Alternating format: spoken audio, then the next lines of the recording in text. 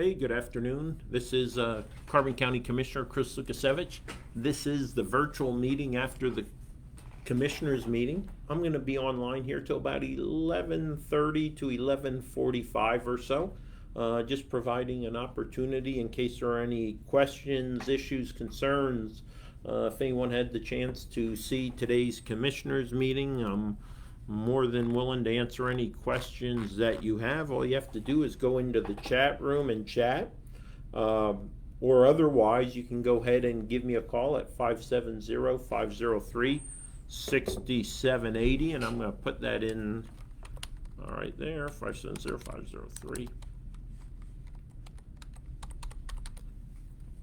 6780. At the same time, I'm going to do a couple minutes of work.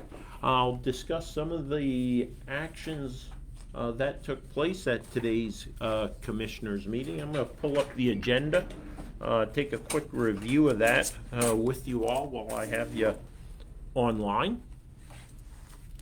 All right, I saw some emails coming in. All right.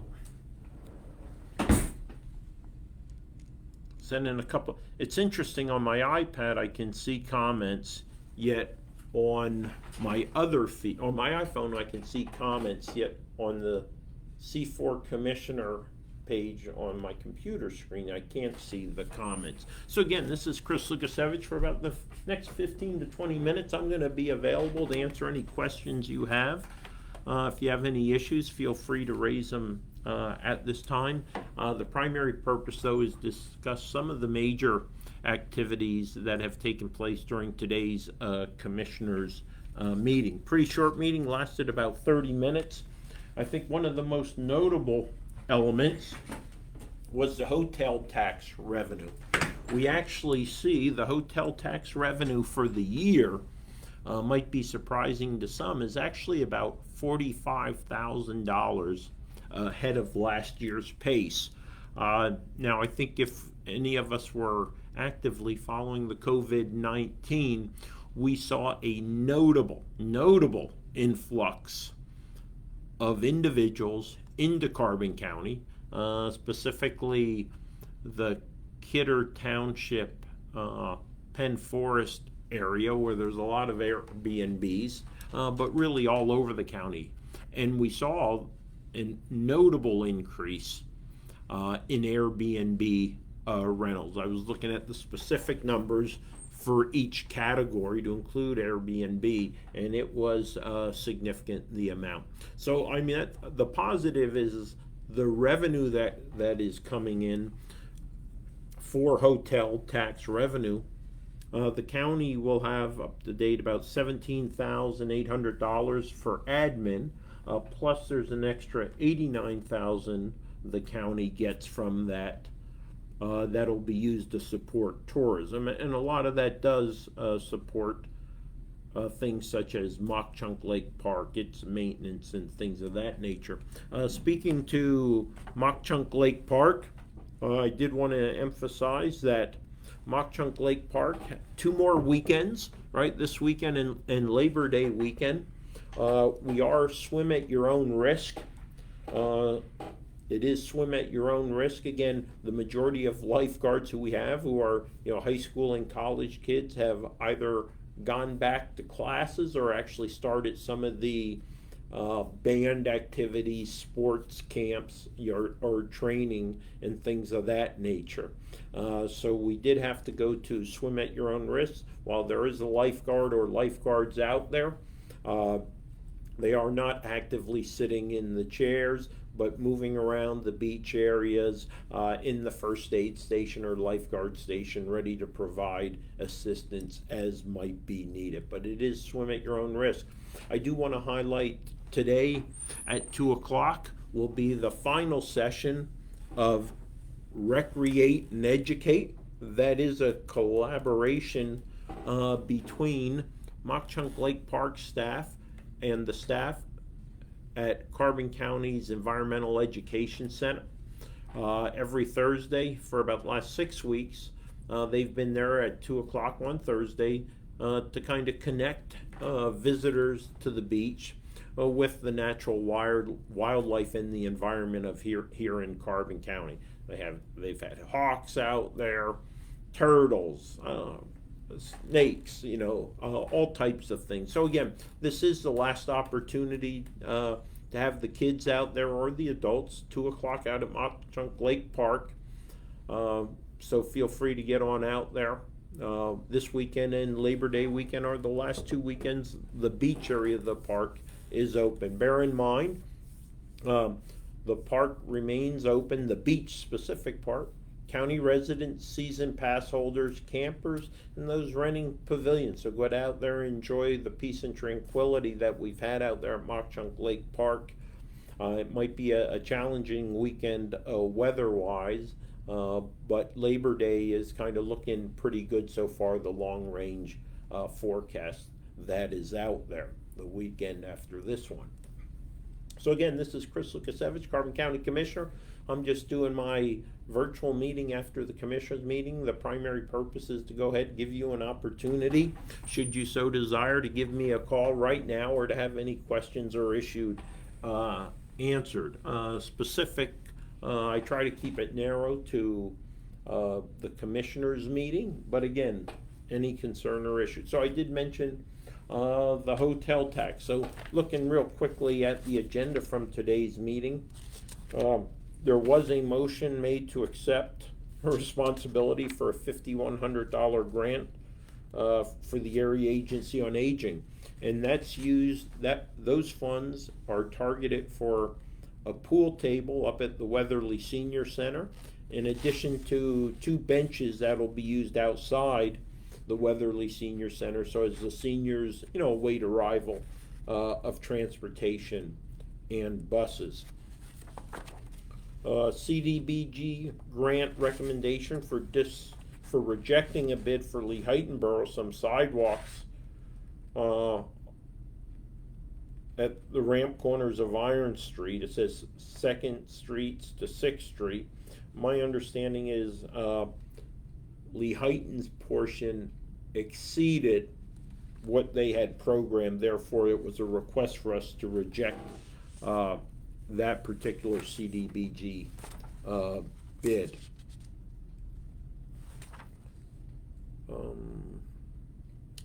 The county did assume acceptance of renewal of special risk accident insurance for community volunteers. So this is through our county association of Pennsylvania.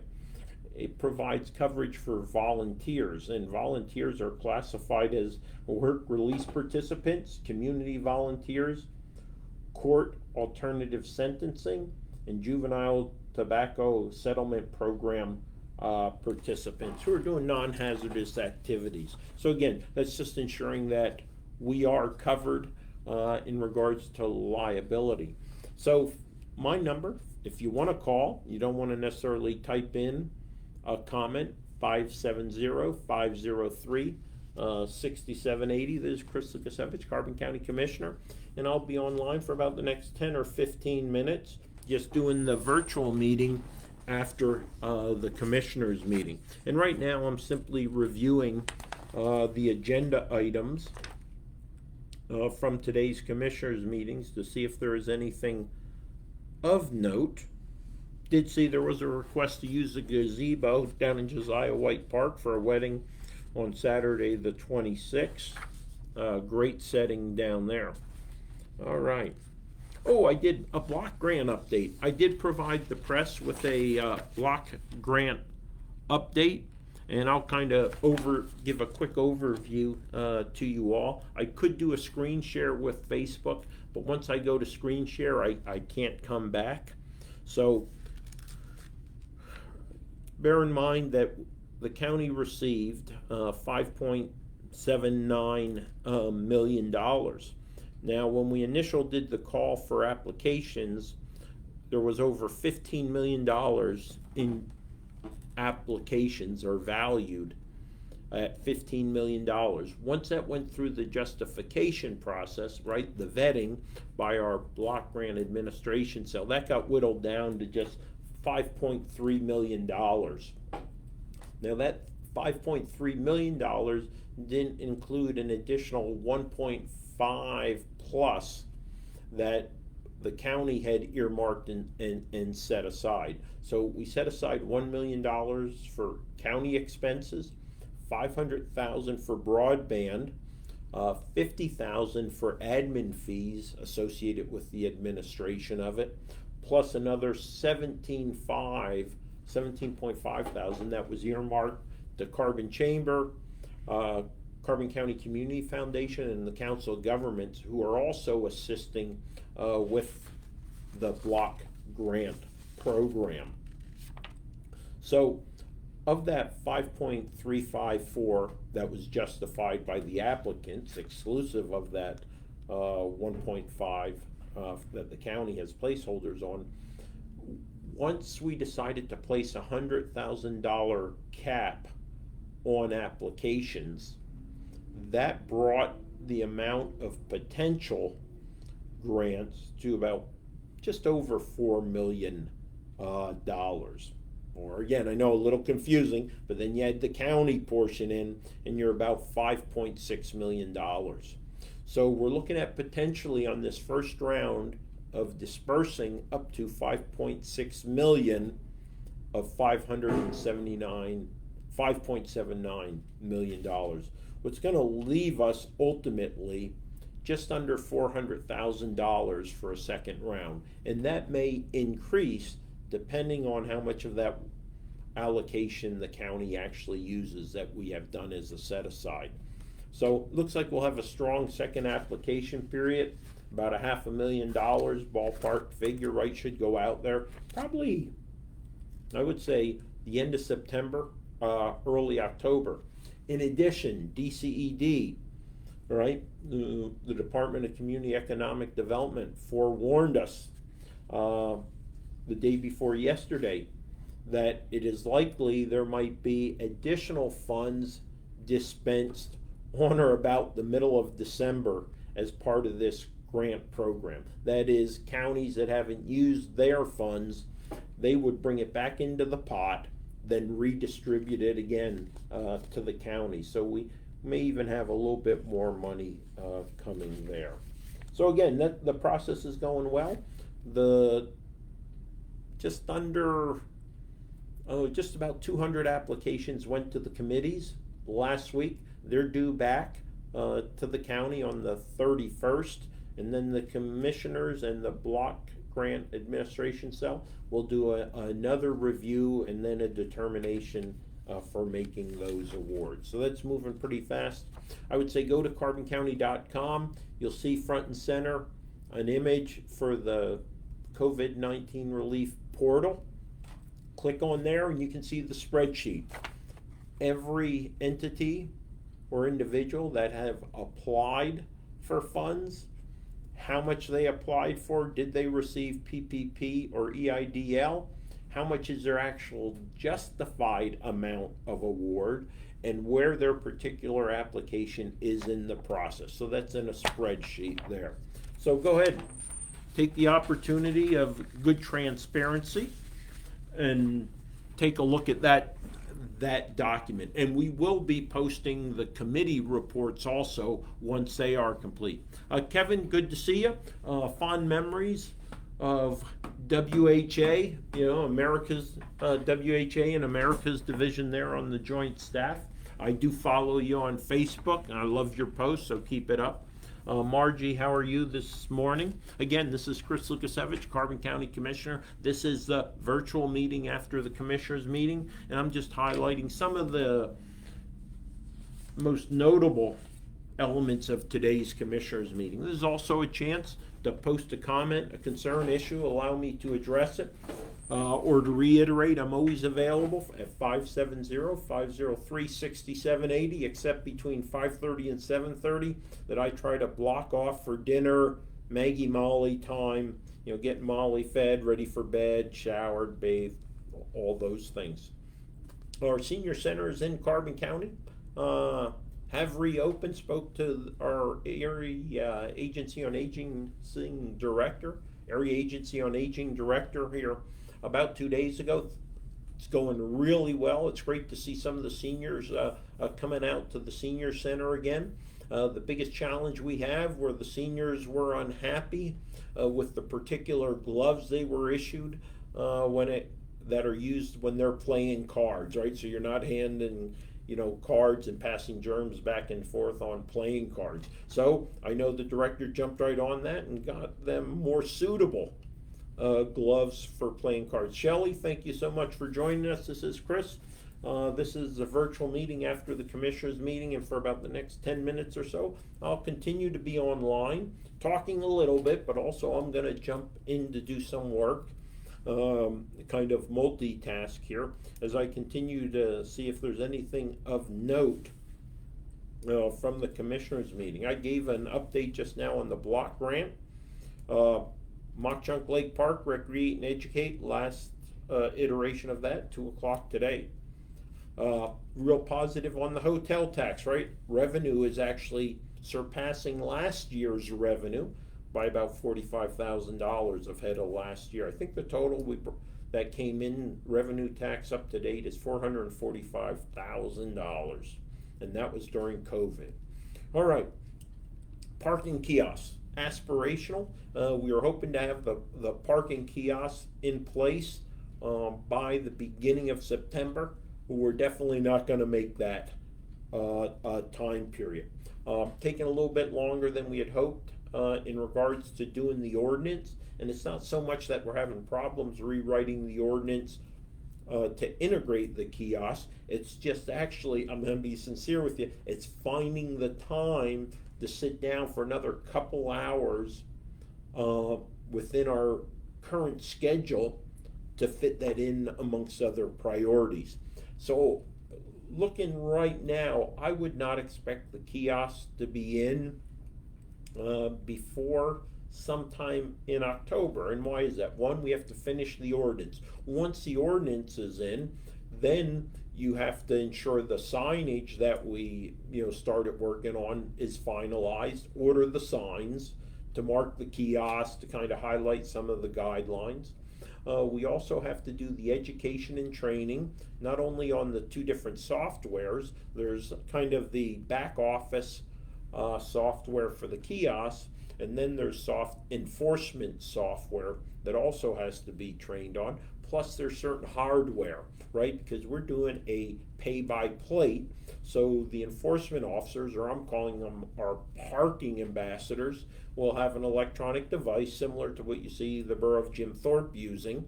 However, this will also have the ability to actually scan license plates because we're using a pay-by-plate system. I'm going to see if I have a copy of the sign. Okay. So this was a design for the kiosk marking signs. Now recognize that Jim Thorpe does have signs that mark where the kiosks are. Think about this. You have a 6-foot-high vehicle, or you have a pickup truck or something. From a distance, it's really hard to see where the kiosks are, mostly in our county lot. So what I've done here is, this is similar to what Jim Thorpe uses. They're about 10 feet high up in the air. These are marked. Notice though, Jim Thorpe uses red to differentiate, looking at blue as the potential, and we replace the O with our county seal, right? So a little bit of class there. Looking at that. Then the other signs that will be used to designate zones and areas are right here. So it's pay by plate at kiosk or mobile app, and we'll be using the Flowbird app for visitors. I can't go into much more detail on the ordinances and the notable changes that will be taking place, but I will emphasize there's some really good news for our Carbon County residents who will be conducting county business, and it's something I pushed on 6 January. I think we're going to be able to bring that to realization here with an updated ordinance. So stay tuned for that. I look forward to getting that ordinance out there once it's been moved to a vote. during a forthcoming commissioners meeting. And I suspect in 2 to 3 weeks we can have that ordinance actually as an agenda item. So parking kiosks. Now, let me mention about that October kind of bringing in the kiosks. I think the commissioners, we really need to consider the concern with trying to transition to a kiosk in the middle of fall foliage. The challenge will be, transitioning systems and the hiccups associated when you have such a large influx of individuals coming into Carbon County. Right now, I'm leaning towards delaying the implementation of the kiosks until on or about 1 November. Again, that way the demands of parking will go down a bit right after the fall foliage. But again, Rocky Wayne and I will get together with our chief clerk, our parking administrator, and have that conversation. But again, I think it's all good. We are moving forward with the kiosk. George, thanks for joining us. Sarah, thanks for joining us. This is Chris, Carbon County Commissioner. This is the virtual meeting after the Commissioners meeting. I'm taking a few minutes just to update on some of the issues from today's Commissioners meeting. If you have a question, you can go ahead and feel free. You can comment on Facebook where it's streaming, or you can give me a call at 570-503-6780. And that is more or less, let's call it my 24/7 number. Other than between that 2 hours a day where I block it for Maggie and Molly, strictly and prohibited to them, right? 5:30 to 7:30 in the afternoons, just after I get home on a regular day. Oh, the last thing I want to talk about is the 44 and 76th Street renovation project. We did vote today to put the bid out, so you will see a bid going out here very shortly. I suspect as soon as Monday or Tuesday in the advertising for 44 and 76 Susquehanna Street renovations. We have determined that we will do concurrent renovations, and while there's a little bit of an offset, it's going to greatly reduce the amount of time that it's going to take to do the projects, because we'll be, for the majority, 44 and 76 renovations will be taking place at the same time, instead of doing 44 then 76. Now, if we would have done it sequential, it would have cost well over $500,000 additional dollars to do sequential renovations. However, with concurrent renovations, we're going to save just over what is projected, just over about $420,000 by doing it concurrent. So again, it was an arduous task to bring all that data together, to bring it to a decision, but we were able to do that, and I have no doubt, we ultimately made the right decision. Now, we are continuing to look at rental properties that are needed for some temporary relocations from 1 October all the way to June, even into July of next year. We have 4 properties we're looking at, continuing to have discussions internally. That includes the Mock Chunk Trust Company property, Jim Thorpe Area School District office, and plus 2 other privately owned properties here in Jim Thorpe. Because what would happen on 1 October, you would see juvenile probation, planning and development, and Pocono workforce would relocate to one location through about June. And then after the election results are certified, on or about 1 December, you'll see the elections office will also be moving. And then we'll start the retrograde back to those buildings, in June. So the construction period or renovation period is from the very end of October, the first week in November, because we don't want to disrupt fall foliage. So you'll really see work start the very beginning of November, and it'll last, at least projected to, through June. That's again the renovation project for 44 and 76. If I recall, the numbers are between projected estimated amount between 4.5 and $5 million. There is some optimism that those numbers might actually come in notably lower. We'll see how that works out. Let's knock on wood. We've already programmed to save over $420,000 with the sequential renovations. So again, this is Chris Lukasiewicz. This is the meeting, the virtual meeting after the commissioners meeting. I have about 3 more minutes. I'll be available here online before I'm going to shut it down and end this live video stream from my office here at 2 Hazard Square in the epicenter of Carbon County tourism, right? Gateway to the Poconos, the Switzerland of the Americas, Jim Thorpe, Pennsylvania. Thank you for joining me. Never hesitate to give me a call. I did have a bunch of text messages last night to the number 570-503-6780 in regards to a concept that an individual has from Lehighton for the Jamestown flat area there in Lehighton. What he would like to see are murals placed along that stretch. One thinks it'd bring interest for tourists, beautification process. I directed him to a couple different entities who I thought would be notable stakeholders, would have an interest in listening to his proposal. Had him reach out to the Carbon Chamber because they focused on both tourism and there's an economic element to his concept. In addition, wanted him to reach out to the artist community to include the Carbon County Art League to start building advocates. Now also, Jamestown Flats, I don't recall if it's totally in Lehighton or Lehighton and Mahoning Township, so it's important to start those conversations with the township supervisors, borough council members, business manager, whatever the case may be, borough manager, to start talking about, the property, looking on GIS to see who actually owns the property that he envisions these murals being placed upon. So best of luck with that. I kind of deflected to the subject matter experts. I'm not an artist.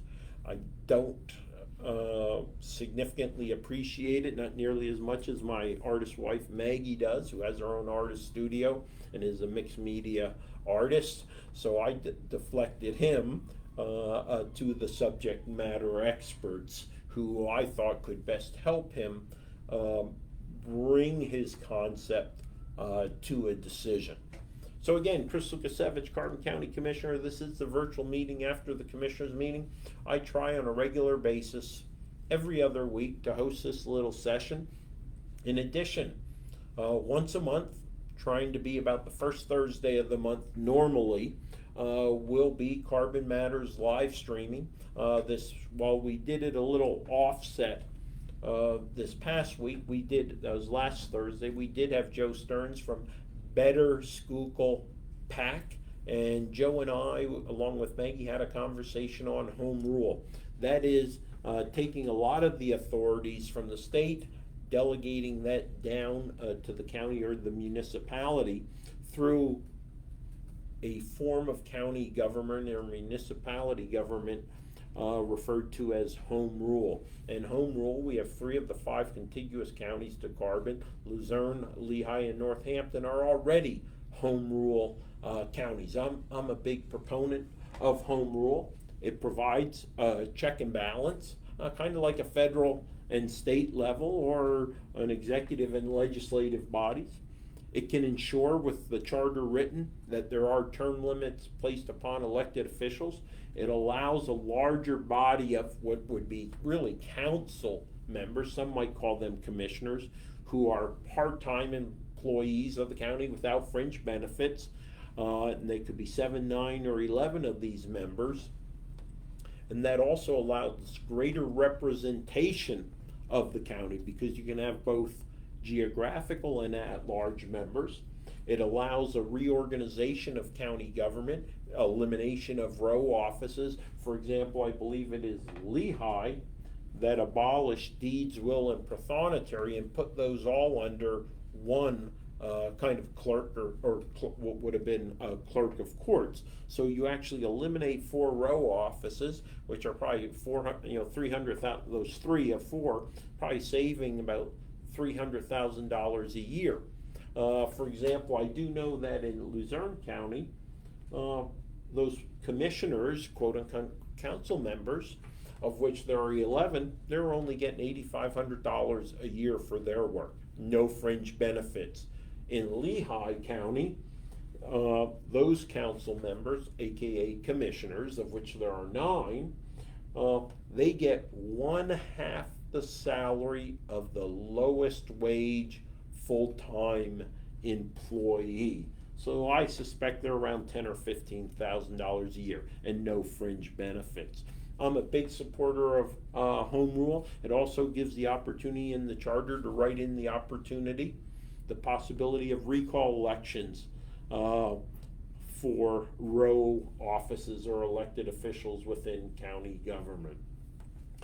All it would take are 2 commissioners to pass a motion, right? An ordinance standing up a study commission, or the more challenging way is to go ahead and get a petition signed by what would be the equivalent of 5% of the individuals who voted in the last governor's race. Here in Carbon County, that would be about 1,133 signatures on petitions. And those petitions, you have about 7 weeks to get those petitions signed. So again, I'm going to cut it off there. Again, if you want to learn more about home rule, go to C4 Commissioner Facebook page. You'll see, or YouTube, and you will see about 1 hour and 3-minute discussion on home rule. But more importantly, if there's anything you need from me, please give me a call. And I'm talking in regards to my role, my status as an elected official or representative of the 64,000 residents of Carbon County. Give me a shout, 570-503-6780. Never hesitate to message me, call me, and we'll go ahead and see what we can do to assist. If necessary, I'll push you to the subject matter experts who are more capable, more knowledgeable than I on a particular subject or matter. But again, use me as your medium, your facilitator, your connector to help you resolve the issues, the challenges, bring up the ideas that you have to enhance the quality of life for all 64,000 residents of Carbon County and those who come to enjoy the natural beauty and the environment in which we are blessed to live in. Again, have a great afternoon and a great weekend. This is Chris Lukasiewicz, Carbon County Commissioner. Have a great day.